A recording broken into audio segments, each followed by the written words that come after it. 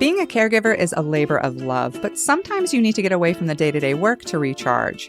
John and June's Mission is a nonprofit that gives caregivers a much-deserved break. The group leads free treks into the Idaho wilderness, giving you time to focus on your own well-being in a beautiful place. Plus, you could receive a voucher to hire help to care for your loved one while you're away. July 27th through the 30th, they're doing a backpacking trip into the Payette National Forest, but spots are going quickly. Go to johnandjunesmission.org to learn more.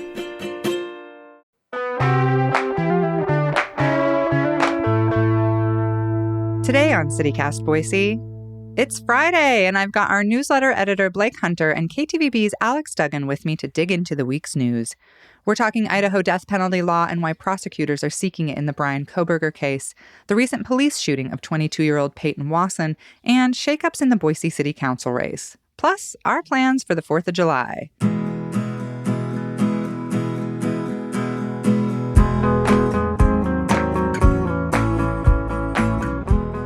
It's Friday, June 30th.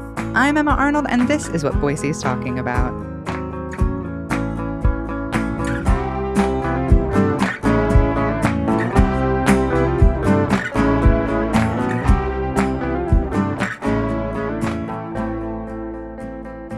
Hi, Alex. Hi, Blake. Thanks for being here. Hello. Hey, Emma. Alex, I wanted to start with asking you about, you're such an incredible and amazing and serious journalist. So why are you a Twilight fan? Yeah. Why are we starting off with this? Okay. We can end with it, but I gotta know. I was so surprised when I saw your Instagram stories that you were watching all the Twilight movies, and I was kind like, of really? while working? Well, yeah. Well, Blake, no need to rat her out here. But... No. I'm not saying that as a mean thing. I'm like, that's a skill. That's that's good. That's ADHD right there. I love it. It literally was ADHD because when we were in Moscow, I was going through like 5 hours worth of court documents and I was like trying to understand all of them. And my brain got so tired that I was like, okay, you know what would fix this is Breaking Dawn Part 1. And so, me and my friends had started watching all the Twilights like last week because we were like, hey, we want to watch something cringy, but we don't want it to be like so terrible we can't like watch it. And we're like, Twilight is the perfect movie because the acting is so cringy and it's just so dramatic. And so we started it, and now it's like we can't stop. So then I just was like, I got too into it, and I was like, gotta finish it. I've never seen any of them, so apparently I'm missing out. I've never seen a single one, so. Me neither, yeah. Well, speaking of your amazing journalism, let's talk about this deep dive you did on KTVB into the death penalty in Idaho. Love this segue. People are going to be like, what a pro, Emma Arnold. But I thought it was such an interesting and great guide to a lot of, I think a lot of people don't know this stuff. So could you give us some highlights from your great article? Yeah, I mean, it was a lot. It took me a while, but basically I think some of the main things that people really want to know about the death penalty system in Idaho is like, how long is this actually going to take? And what do prosecutors consider when they are trying to file the death penalty? And like, what do they have to prove in a death penalty case? And those are some of the main things that like, I feel like I kind of focused on in the story, because obviously with Brian Kohberger, the man charged with the killing of the 4 students at University of Idaho, people were kind of on edge, and the story came out, like the story actually aired right before they filed the death penalty. So we were all kind of wondering before what prosecutors have to do to kind of make that decision. And it really comes down to like just kind of evaluating what they have, and B, like how severe the crime was.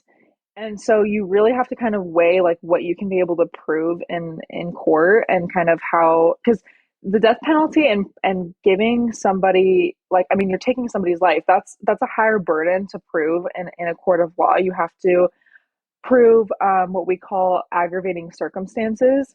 And those aggravating circumstances, there's many of them, but they can be things like the crime was especially heinous, it was atrocious, it was cruel, the defendant acted with mayhem, they committed another crime at the time, they're a threat to society, like things like that. So once, come up with these aggravating factors of this crime, the jury has to evaluate those, and the jury only has to find one aggravating factor they think applies in order to move on to the next phase, which is to sentence them to death or not. So you have multiple phases within a death penalty trial. You don't just have the guilt phase. And so I think people kind of assume like, okay, once the death penalty is on the table and you're found guilty, you're just automatically sentenced to death, and that's not true at all. And that process can take a long time, and especially the appeal process. If they are guilty, it can take up to it can take years. And I did a little math, and I think the average, the 8 people on Idaho's death row have been waiting is around 27-ish years. Wow. Just with the appeal process, that's just the 8 people. I didn't calculate anything else, but it's around 27 years, just because they're all appealing their death sentences. Wow. Yeah, I thought that was a really interesting part of your piece, was just even, you spoke with the sister of a murdered man whose killer was eventually executed by the state of Idaho. And she made some really interesting points about how a person's views on the death penalty might change if they lose someone dear to them. But even she pointed out, like you said, like this long wait time as it being part of this very flawed system. Yeah, and you have to imagine, like, doesn't help the families of those victims at all. They have to continue re-traumatizing themselves going through the court system every single time, every hearing, every appeal hearing, or every time they file a new appeal. It's just those families have to just relive that day all over again. And so yeah, she did make a great point. She said, get rid of it then, because she's like, I am for the death penalty because of what happened to my family, but also I recognize that other families go through a lot more, because she only had to wait about 4 years until her brother's killer was executed, but that was because he asked to be executed. So I mean, and those death row inmates aren't out here asking, please kill me, but he did. So it was a lot shorter than most of the people on death row. Yeah, I really encourage people to go back and watch or read your piece, because that part of it where he called Dee Sarton in the middle of the night to talk to her about that, I was like, what a wild detail, When I found that out, I was like, this is the weirdest connection. Yeah. I was speechless, honestly. And when I was talking to her on the phone, she was like, oh my God, you just brought up all these memories I forgot I had. Like, his spiritual advisor was like, I have someone you can call if you want to ask for forgiveness. And he called up Dee Sarton because he knew that she could get that out into the world, I guess, through news. And the family, it doesn't change anything, I don't think, but yeah, but he did. He wanted forgiveness. So yeah, just the interesting detail of calling former KTVB reporter for many years, a huge part of my childhood and probably a lot of people's, calling her for forgiveness. Yeah, sounds about right. I feel like I would call Maggie O'Mara for forgiveness for sure if I did something heinous. So yeah. Well, we also found out this week, like you said, and that must have if it was me, I would be like, my eyeball would be twitching that you put out this entire piece and then the next day, this question you're trying to answer, they answer. But we now know that I know your brain probably exploded when they announced that, they are seeking the death penalty in the Brian Kohberger case. What can you tell us about that? Well, fun fact, like you were saying, I was literally driving to Moscow for the hearing, and that's when they filed the death penalty. So I was like, "Are you kidding me right now?" Oh God! So I literally was like, pulled over on the side of the road on my phone, and I was like, "Holy crap! Like, I didn't know this was gonna happen today." But yeah, so like in the death penalty notice, they did list those aggravating factors they think apply to this case. So they said that the crime was especially heinous. They said that he allegedly committed murder at the time, that he's a threat to society. They said all these things in that notice, which is, their reasonings for filing the death penalty, right? So that's under Idaho law, is that when you file that death penalty notice, you actually have to list those factors, because that is what applies to the crime and like why you're seeking that death penalty. And so we haven't had any really discussion about how that will move forward. I don't know. The defense obviously can't speak on it. I mean, we tried catching them in Moscow, and they can't even give us an explanation as to anything else about the case. Like they're not talking, period. So it's honestly really hard. It's like up to the journalists to interpret. But I mean, yeah, we expected that this was coming, but it's likely that the prosecutors really gave this a hard look and decided that this was necessary for whatever their reasoning was. I mean, there were multiple victims. It was a very brutal crime, and the some of the families had told other news stations that they were talking to the prosecutor about it and they wanted it. And I think, and also, you know, you have to consider how much money this would take as well. And honestly, it's really comes down to like, is this crime so heinous and severe in nature that it like outweighs the costs of seeking the death penalty, and that cost is usually paid for by the county. So it's a lot. Yeah, especially for a county as small as Latah County, I imagine. Yeah. Exactly, which is what I was concerned about too, because I mean, with Latah County, I mean, Moscow is just so small, and I mean, they have like, so every county has a like capital defense fund that they can use, and they contribute to it, but it like I think it's like a $10,000 deductible to be a part of it. But either way, yeah, I mean that comes from the county, so it's quite an expense to say the least. You know, in your piece, you talked about the aggravating circumstances, and you just said that, like, you heard that, you know, some of the families have mentioned that they were talking to prosecutors. Have any of the families released a statement, like, just definitively saying that they want the death penalty in this case?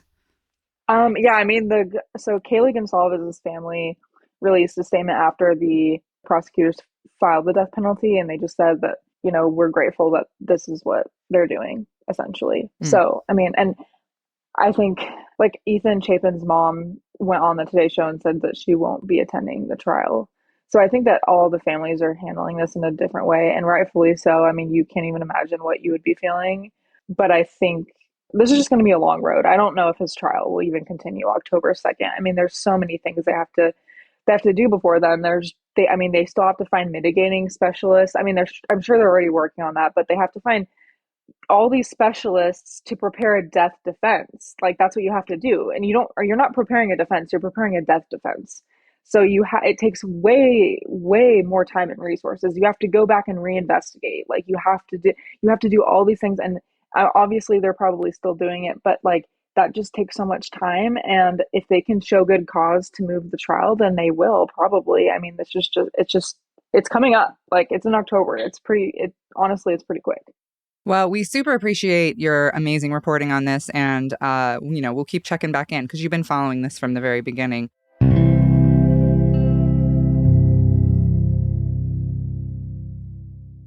I want to move on to this other story about this young man who was killed by Boise police last weekend. Blake, this is such a tragedy. What are police saying, and what is the community and the family saying about what happened?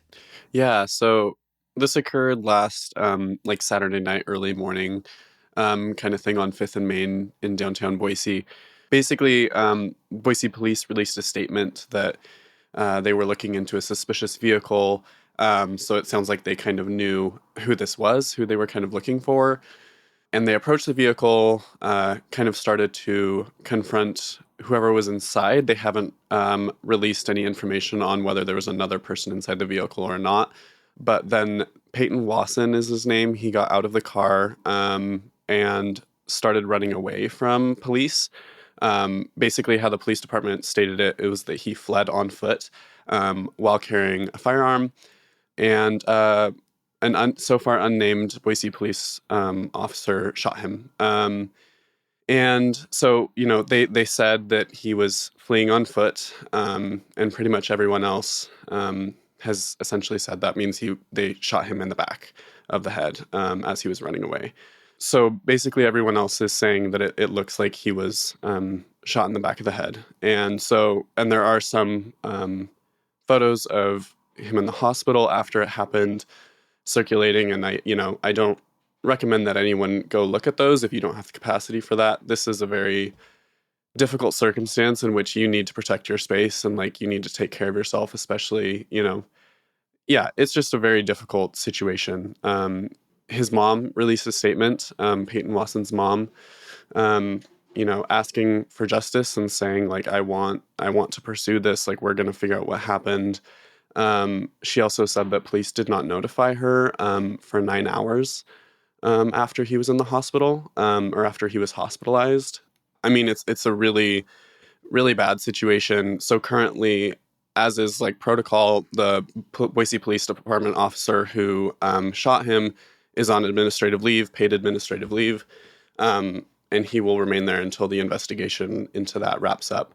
And the Ada County Critical Task Force has launched an investigation into it, but that's, internal. Yeah, I mean, that's, I feel like we're getting some kind of mixed reports out of this and some sort of differing information, which is probably part of the frustration with this for people. And it sounds like, I mean, we don't know for sure, but it does sound like he was shot in the back of the head while running away. Later, I think police said, oh, we found a gun next to him or maybe in his hand. But even that, honestly, with I've seen a lot of comments to this effect of with open carry laws, tons of people are packing in Idaho. And so even just being like, we found a gun on the body, certainly, could be anything, Yeah. And everyone in Boise who's been to a protest, like whether as like a journalist or a protester, there are people with just like weapons everywhere. And of course, this wasn't an actual protest, but yeah. And that is an interesting point in that it sounds like he was in possession of a firearm. But, there's a major Supreme Court case, Tennessee versus Garner, I think it is, from 1985 that basically establishes that law enforcement can't shoot and to kill a fleeing suspect unless they have reason to believe that they are a harm to someone else. So I'm sure that they're going to hang their hat on the fact that he had a gun. Mm-hmm. But it's also, they pursued him to the vehicle. They said that it was like a suspicious vehicle. So again, there have been many comments of people who knew Peyton and who kind of, just like knew him, who have said that like they knew who he was and they were looking for him specifically. And so, it's unfortunately we're looking at like a years-long process legally that this family is going to have to deal with.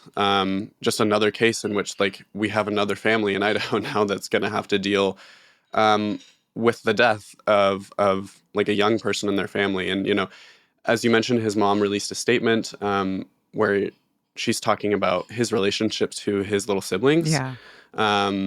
It sounds like they were extremely close and just like, it's just heartbreaking. It's a heartbreaking situation. What's crazy is like I was in a hotel that night, like at the inn at 500, on and like it was my birthday and we were all hanging out in that hotel.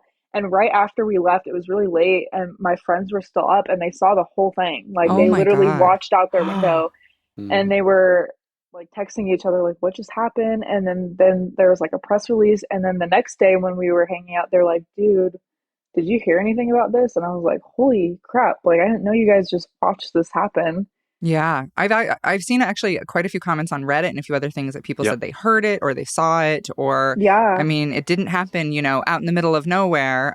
It happened, downtown on a busy street and quite a few people saw what happened. I'm wondering if they could just like pull security footage from those businesses around there. Yeah. I'm sure it will be used. Yeah. Well, and people are calling for the body cam footage, but will there be an independent investigation into this shooting? So far, everything I've seen has sounded like it's going to be fairly internal. Yeah, they have to. So with a shooting, they have to do a CITF. So that's like they take that they pass the investigation along to another agency, so that they're not doing it. But they also can do like an internal investigation at the same time. So they can do like they can look into like both sides kind of thing.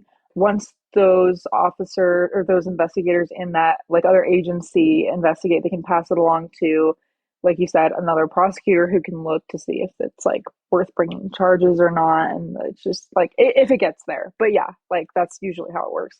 This shooting happened the night of, during the day, I was sitting here at my desk working and I heard a bunch of noise from the front yard, and our neighbor, their kid, who was, I mean, not kid, he's an older, he's a young man. He was being arrested.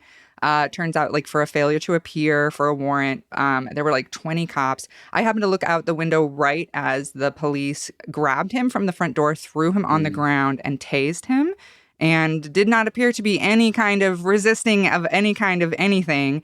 And what I have seen, I read the comments on Twitter. I read all the comments on all the newspapers and the news organizations. I'm a comment reader. And I see a lot of people saying, well, we don't know what happened. These police officers have to, make sure that they keep themselves safe and all these things. But like what I saw that day was 20 dudes against one boy.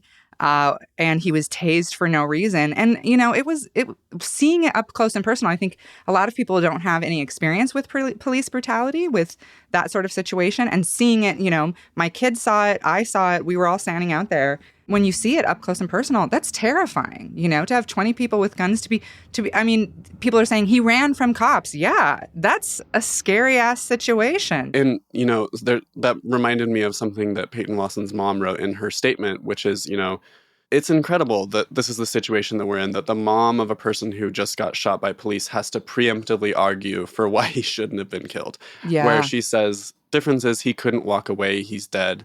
Your officer shot him in the back of his head. Your officer murdered my son. And again, want to double clarify, we don't know from any official sources whether he was actually shot in the back of the head, but she was there at the hospital, she was there with her son when he died, and she's having to preemptively argue for, a case for justice, and it's going to be a long road for her. And so, yeah, our hearts go out to everyone involved and everyone who knew Peyton. And I want to mention that there's a protest happening tonight at 6 p.m. organized by a bunch of different groups like Wall of Moms Idaho, Black Lives Matter Boise, and several other folks are kind of putting it together. So hopefully we will be able to find some answers soon. Yeah, well, our heart goes out to their family and to his friends and the people who loved him. And if you're going to that protest, stay safe. Like Blake said, there's a lot of counter protesters who show up heavily armed, and those can be very scary. So stay safe out there. I want to wrap up by talking about something that feels very tied to what we were just talking about, because we're, getting into the mayoral race. We're getting into the city council races and elections for this November. And the cops are heavy in a lot of these conversations. I want to talk to you about what's going on with city council and the races there, because recently, just this week, lots of shakeups, lots of surprises. Yeah. So there have been a few people stepping into the races for city council elections specifically, including Teresa Vaughter from who's worked at the Idaho Food Bank and a bunch of different places over the years, has stepped into run for District 3. And so she's going to be running possibly against Latonia Haney-Keith, who was appointed there earlier this year. And then there's a handful of other people contesting for that district that's up on the central bench. So that'll be interesting to see what kind of happens there. In District 2, like West Bench and Winstead Park neighborhood area, you've got two former Democratic legislators battling it out there. So far in West Boise, unless I'm missing something, Lucy Willits is still the only person running in District 1. And I actually haven't seen anyone else running for District 4 yet. Have you, other than Jordan Morales? No, He's running a pretty strong campaign. He's really focused on housing and that kind of thing. And then in District 5, some really interesting stuff that includes downtown, East End, and some of the North End.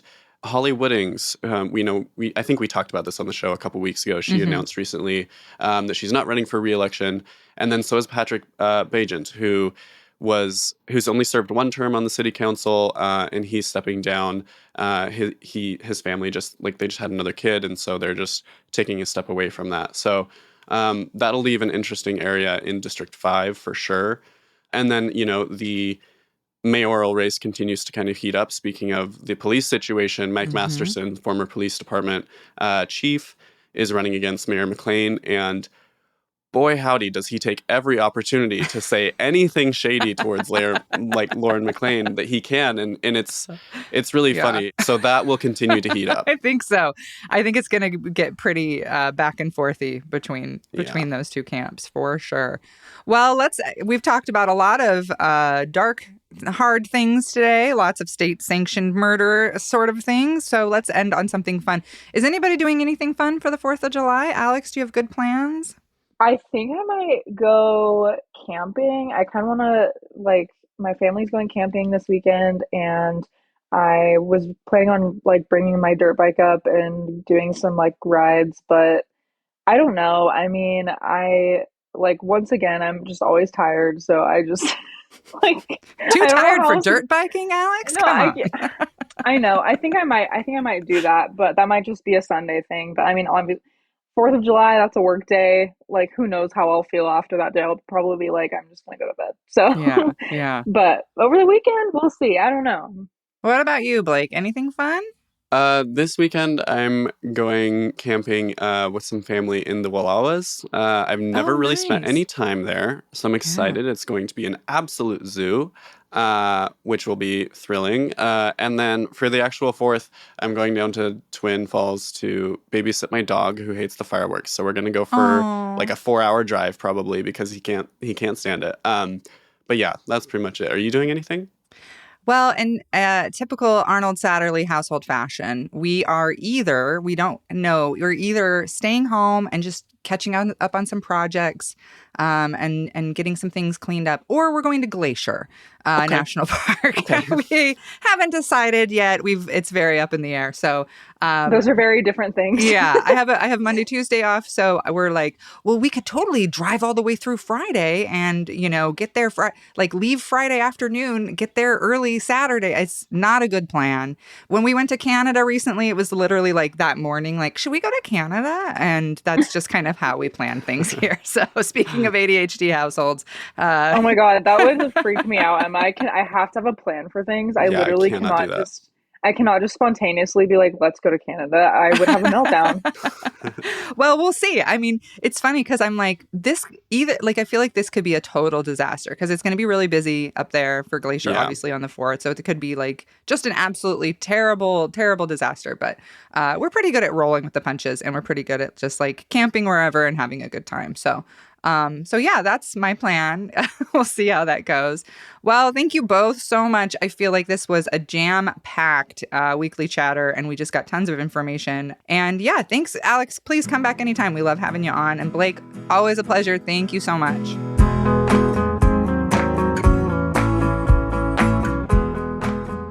That's all for today here on CityCast Boise. The show is produced by Frankie Barnhill, Evan Avitia, and me, Emma Arnold. Blake Hunter writes our Hey Boise newsletter, and our music is by Up Is the Down Is the. If you enjoyed our show today, leave us a review. It helps other people find us. We'll be back Monday with more stories from around the city. Bye.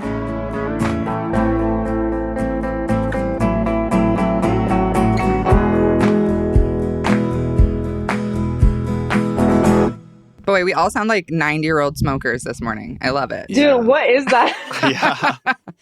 Good morning. Welcome to CityCast Boise. I'm your host.